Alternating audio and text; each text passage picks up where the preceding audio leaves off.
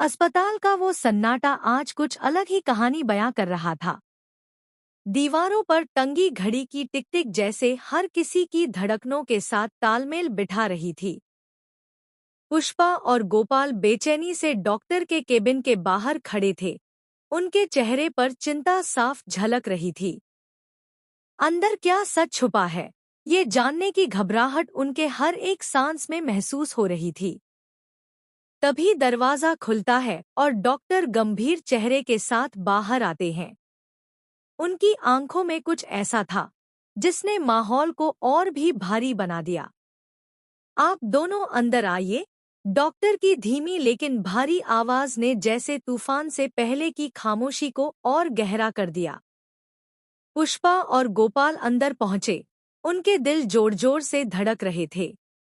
उन्हें अंदाजा भी नहीं था कि अगले कुछ पल उनकी जिंदगी को पूरी तरह बदलने वाले हैं। डॉक्टर ने कुछ पल चुप रहकर उन्हें देखा, जैसे सही शब्द ढूंढ रहे हों।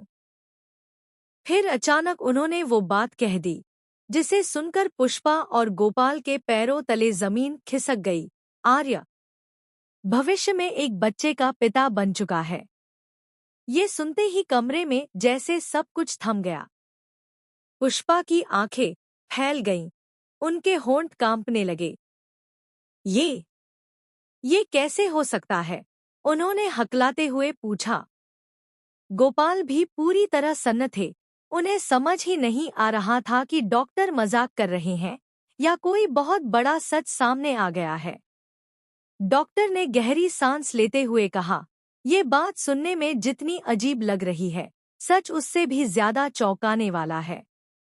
कुछ ऐसी घटनाएं हो चुकी हैं जो समय और भविष्य के बीच का फासला मिटा रही हैं, और उसी में ये सच सामने आया है।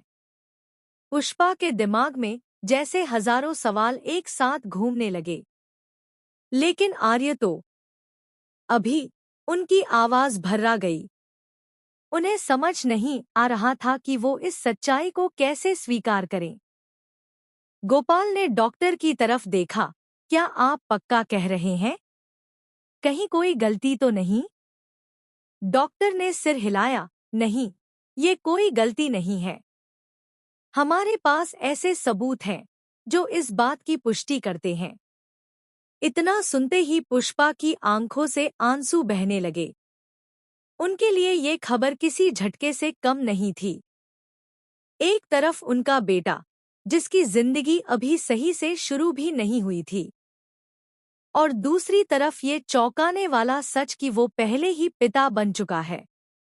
इसी बीच कमरे के बाहर खड़ी अनु ये सब सुन लेती है। पहले तो उसे यकीन ही नहीं होता